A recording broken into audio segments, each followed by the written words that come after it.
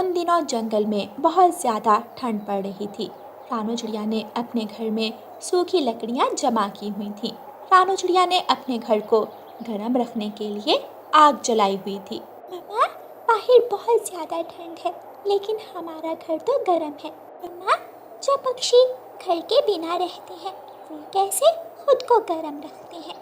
मेरे बच्चों, ये लकड़ियाँ मैंने ठंड पड़ने से पहले की जमा की हुई हैं। ऐसे ही जंगल के सभी पक्षी अपने काम समय पर कर लेते हैं। सभी पक्षियों ने सर्दी आने से पहले अपने घर भी बना लिए हैं और घरों में सूखी लकड़ियाँ भी जमा ली हैं। मम्मा, आज ठंडे मौसम में हमारा पकोड़े खाने को दिल कर रहा है। मम्मा, हमें पकोड़े बना दे। ठीक है, मैं आज अपने बच्चों को प्याज के पकोड़े बना कर दी। मम्मा चिड़िया अपने बच्चों को गर्म घर में छोड़कर दुकान से बेसन और प्याज लेने चली जाती है। हीटर के सामने बैठे हुए बच्चों को नींद आ जाती है और दोनों बहन भाई सो जाते हैं। दरवाजे की कुंडी खुली ही थी। एक कौवा, जो चिड़िया का पड़ोसी था, वो रानू चिड़िया के घर में झांक कर देखता है। चिड़िया के दोनों बच्चे सोए हुए हैं, घर में कोई भी नहीं है। मैं जल्दी से चिड़िया की सूखी लकड़ियाँ चोरी कर लेता हूँ। कालू कौवा, जो चोर कौवा था, रानू चिड़िया के घर आता है और रानू चिड़िया की सूखी लकड़ियों की गठरी उठाकर भाग जाता है। कालू जी, बाहर तो बर्फ गिर रही है और तुम सूखी लकड़ियाँ कहाँ से ले आए हो? मैं ये सूखी लकड़ियाँ चिड़िया के घर से चोरी करके लाया हूँ। दोनों कौवे अपने घर में आग जलाते हैं और अपने घर को गर्म कर लेते हैं। रानू चिड़िया जब दुकान से बेसन और प्याज लेकर आती है तो अपने घर में लकड़ियाँ ना देखकर हैरान हो जाती है। गुड़िया, कुकू, उठो बेटा, क्या मेरे बाद घर में कोई आया भी था? मम्मा, हम तो सो गए थे, दरवाज़ा भी खुला ही था। बेटा, आपने दरवाजे की कुंडी क्यों नहीं लगाई? मैंने कहा भी था कि कुंडी लगा लेना। अब कोई चोर हमारी सूखी लकड़ियाँ चोरी करके ले गया है। दोनों बच्चे अपनी गलती पर परेशान हो जाते हैं। आग बुझ जाती है और चिड़िया का घर ठंडा हो जाता है। अगर मैं यूं ही घर में बैठी रही तो मेरे बच्चों को ठंड लग जाएगी। मैं कहीं से सूखी लकड़ियाँ ढूंढ कर लाती हूँ। रानू चिड़िया बाहर निकलती है। सामने से ठंडी हवा रानू चिड़िया का रास्ता रोक रही थी, लेकिन वो एक माँ थी और एक माँ को कैसे भी हालात में अपने बच्चों को सुरक्षित रखना होता है। इसलिए माँ चिड़िया उड़ती है। उड़ते उड़ते चिड़िया माँ को झाड़ियों में से कोई आवाज़ सुनाई देती है। मम्मा चिड़िया वहाँ जाती है। रानू चिड़िया, मैं सुंदर परी हूँ। मेरी जादुई छड़ी वहाँ गिर गई है और मैं झाड़ियों में फंस गई हूँ। मेरी मदद करो, मुझे मेरी जादुई छड़ी उठाकर पकड़ा दो। सुंदर परी, मैं आपकी मदद ज़रूर करूँगी। मैं अभी आपको आपकी जादुई छड़ी देती हूँ। रानू चिड़िया सुंदर परी की जादुई छड़ी उठाकर उसे पकड़ा देती है। सुंदर परी की जादुई शक्ति लौट आती है और वह तुरंत झाड़ियों से बाहर निकल आती है। चिड़िया रानी, ऐसे ठंडे मौसम में कोई मजबूर पक्षी ही अपने घर से निकल सकता है। बताओ, आपकी क्या मजबूरी थी जो इतनी ठंडी के मौसम में घर से निकली? सुंदर परी, मैंने साल भर मेहनत की और ठंड के दिनों के लिए अपने घर में सूखी लकड़ियाँ जमा की, लेकिन कोई चोर मेरी लकड़ियाँ चुरा कर ले गया। मैं जंगल में सूखी लकड़ियाँ ढूंढने आई थी। वो चोर कोई बाहर का नहीं, बल्कि आपका पड़ोसी कालू कौवा ही था। लेकिन चिड़िया रानी, मैं जानती हूँ आप मेहनती चिड़िया हो, ईमानदार हो, इसलिए मैं आपको कुछ देना चाहती हूँ। ऐसे कहते हुए सुंदर परी अपनी जादुई छड़ी हवा में लहराती है और एक जादुई हीटर रानू चिड़िया को दे देती है। सुंदर परी, ये क्या चीज़ है? मुझे तो सूखी लकड़ियों की ज़रूरत थी। चिड़िया रानी, ये जादुई हीटर है, इसे अपने घर ले जाओ, ये आपके घर को गर्म रखेगा। चिड़िया बहुत खुश होती है और वह जादुई हीटर अपने घर ले जाती है। घर जाकर रानू चिड़िया वो जादुई हीटर चलाती है, जो थोड़ी ही देर में रानू चिड़िया के घर को पूरी तरह गर्म कर देता है। मम्मा, सुंदर परी के जादुई हीटर ने तो सच में जादू कर दिया। हमारा घर तो बहुत जल्दी गर्म हो गया। हाँ बेटी, ये हमें हमारी नेकियों के बदले में मिला है। उधर कौवे आग जलाकर बैठे हुए थे। आग जलने से कौवों का घर गर्म हो जाता है और कौवे जलती हुई आग छोड़कर सो जाते हैं। थोड़ी देर बाद कौवों के घर में धुआं भर जाता है और कौवों का दम घुट जाता है। कौवों को मौका ही नहीं मिलता कि वो अपने घर से बाहर जा सकें। ऐसे कौवों को उनके किए की सज़ा मिलती है। प्यारे दोस्तों, हमेशा अच्छाई के काम करें, ना कि कालू कौवे की तरह हमेशा दूसरों की चीज़ों पर नज़र रखें, क्योंकि बुरे कामों की सज़ा तो ज़रूर मिलती है, जैसे काले कौवों को मिली। रानू चिड़िया का घर गर्म था और वो परिवार आराम से बैठे गरम गरम पकोड़े खा रहे थे। और प्यारे दोस्तों, इस कहानी को लाइक, अपने दोस्तों के साथ शेयर और चैनल को सब्सक्राइब करना बिल्कुल मत भूलना। आपका धन्यवाद। रानू चिड़िया की ऐसी कहानियाँ सुनने के लिए YouTube सर्च बार में रानू चिड़िया की कहानी लिखें या फिर ये बटन दबाकर बोलकर कहें रानू चिड़िया की कहानी।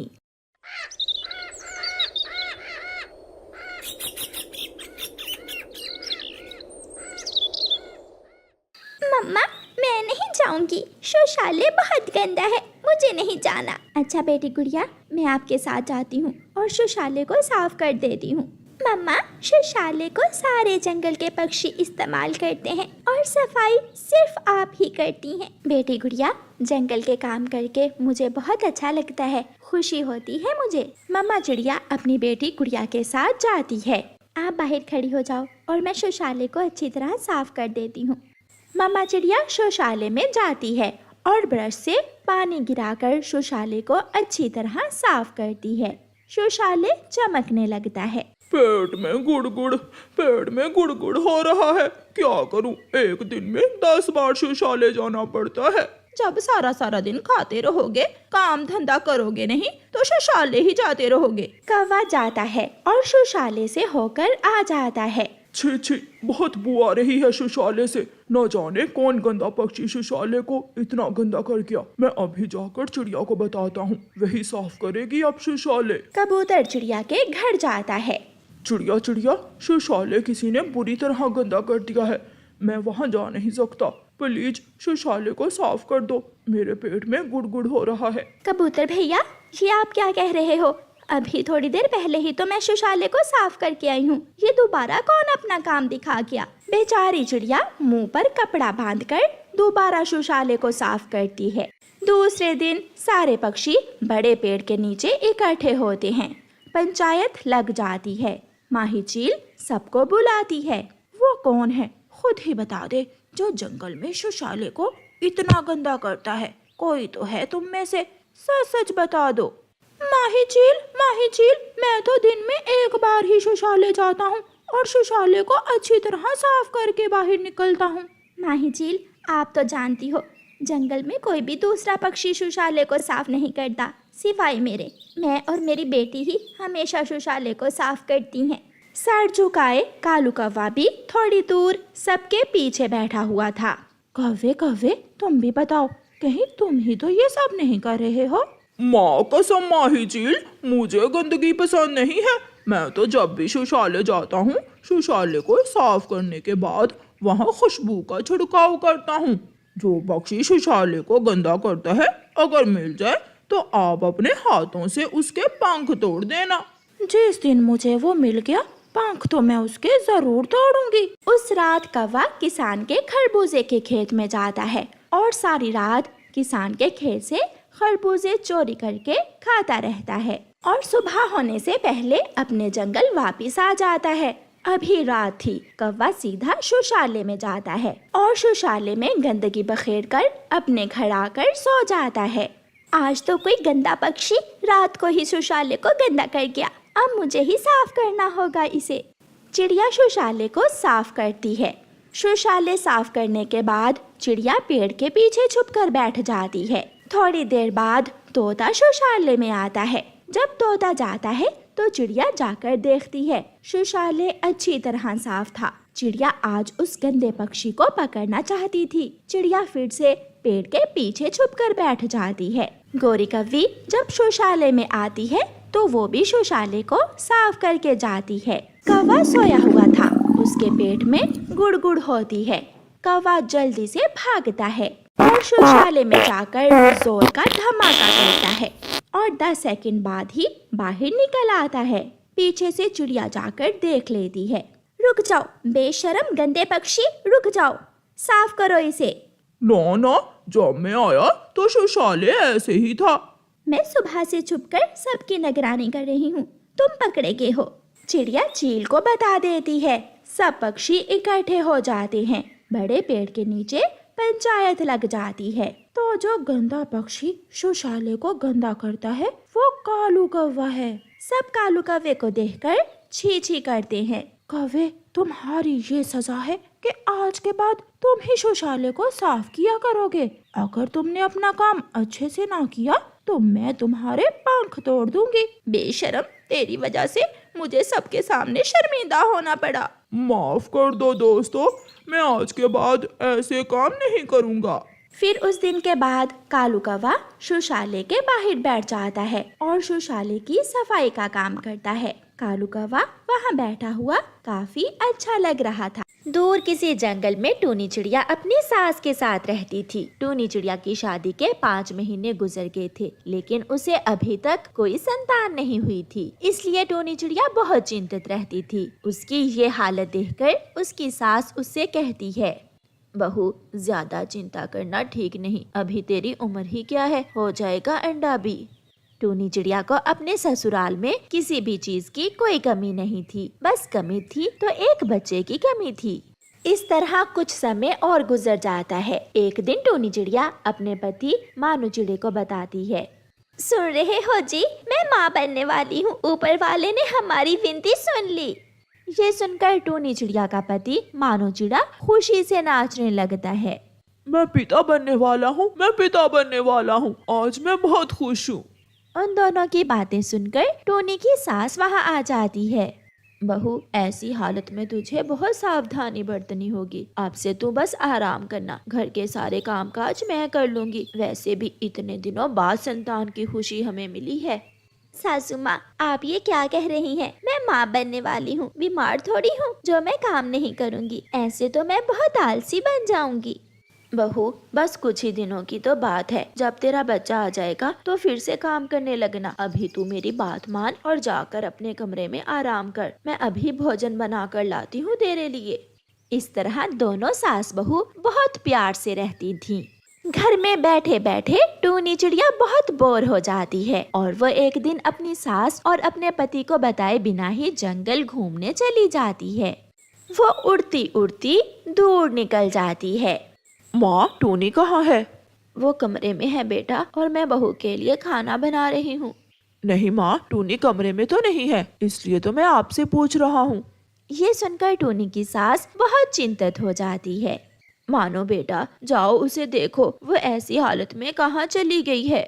टूनी चिड़िया झरने के पास जाकर बैठी हुई थी कि मौसम खराब हो जाता है और तेज बारिश शुरू हो जाती है और साथ ही टूनी के पेट में दर्द शुरू हो जाता है।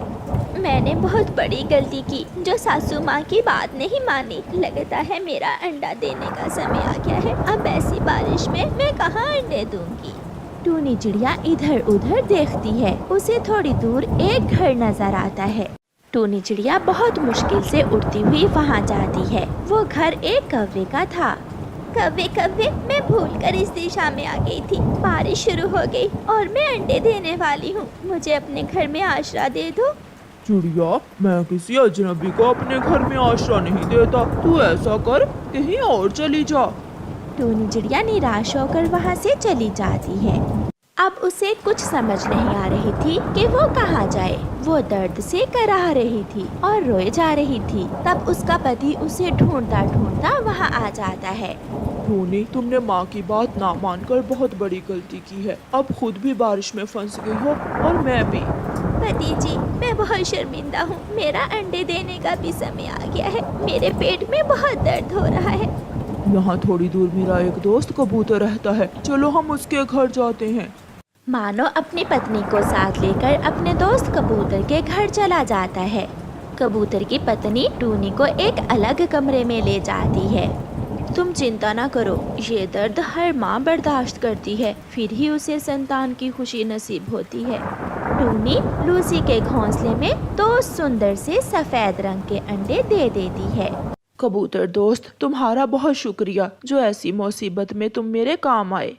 अंदर से लूसी बाहर आती है। बधाई हो मानो चिड़े, तेरे यहाँ 2-2 अंडे आए हैं। मानो बहुत खुश हो जाता है। थोड़ी देर बाद बारिश रुक जाती है।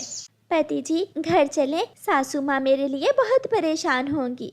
फिर टूनी और उसका पति अपने अंडे एक टोकरी में रखकर घर चले जाते हैं। टूनी की सास अपने अंडे पोते अपनी बहू और बेटे को सुरक्षित देखकर बहुत खुश होती है। सासू माँ मुझे माफ कर दें, बड़ों की हर बात में बेहतरी होती है, मुझे अब पता चला। बेटी इसलिए तो कहते हैं हमेशा बड़ों की बात माने। प्यारे दोस्तों, इस कहानी को लाइक, अपने दोस्तों के साथ शेयर और चैनल को सब्सक्राइब करना बिल्कुल मत भूलना। आपका धन्यवाद।